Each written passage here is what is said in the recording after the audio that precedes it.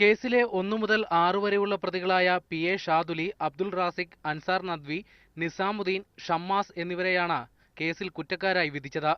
ഇവർക്കുള്ള ശിക്ഷാ നടപടികൾ നാളെ കോടതി വിധിക്കും. ക്രിമിനൽ ഗൂഢാലോചന, രാജ്യദ്രോഹ പ്രസംഗം, നിരോധിച്ച സംഘടനയുടെ യോഗത്തിൽ പങ്കെടുക്കുക മുതലായവയാണ് പ്രതികൾക്കെതിരെ ചുമത്തിയിരിക്കുന്ന കുറ്റം. കേസിൽ 7 മുതൽ 12 വരെയും 14 മുതൽ 17 വരെയുള്ള പ്രതികളെയാണ് വെറുതെ വിട്ടത്. 13-ാം പ്രതിയുടെ വിചാരണ നടപടികൾ കോട്ടയം ജുവനൈൽ ജസ്റ്റിസ് ബോർഡിൽ നടക്കും. കാലഘട്ടം ആവശ്യപ്പെടുന്ന വിധിയാണ് ഉണ്ടായിരിക്കുന്നതെന്ന് പ്രോസിക്യൂഷൻ അവകാശപ്പെട്ടു.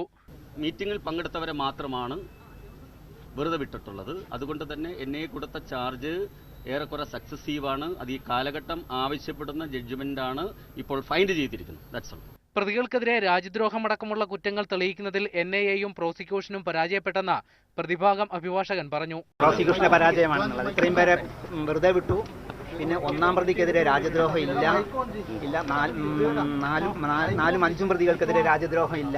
ഇതൊക്കെ തന്നെ NIA-യുടെ അന്വേഷണം കോടതി സ്വീകരിച്ചില്ല എന്നുള്ളതാണല്ലോ. പ്രതികളെ എല്ലാവരെയും എറണാകുളം ജില്ലാ ജയിലിലേക്ക് മാറ്റി. 2006 ഓഗസ്റ്റ് 15-നാണ് കേസിനാസ്പദമായ സംഭവം. മുസ്ലിം യൂത്ത് മൂവ്മെന്റ് എന്ന സംഘടനയുടെ പേരിൽ പാനായിക്കുളം ഹാപ്പി ഓഡിറ്റോറിയത്തിലാണ് യോഗം നടന്നത്. നിരോധിത സംഘടനയായ സിമിയുടെ യോഗമാണ് നടന്നതെന്ന് കാട്ടി ലോക്കൽ പോലീസും പ്രത്യേക അന്വേഷണ സംഘവും അന്വേഷിച്ച കേസ് പിന്നീടാണ് NIA ഏറ്റെടുത്തത്. മീഡിയ 1 കൊച്ചി.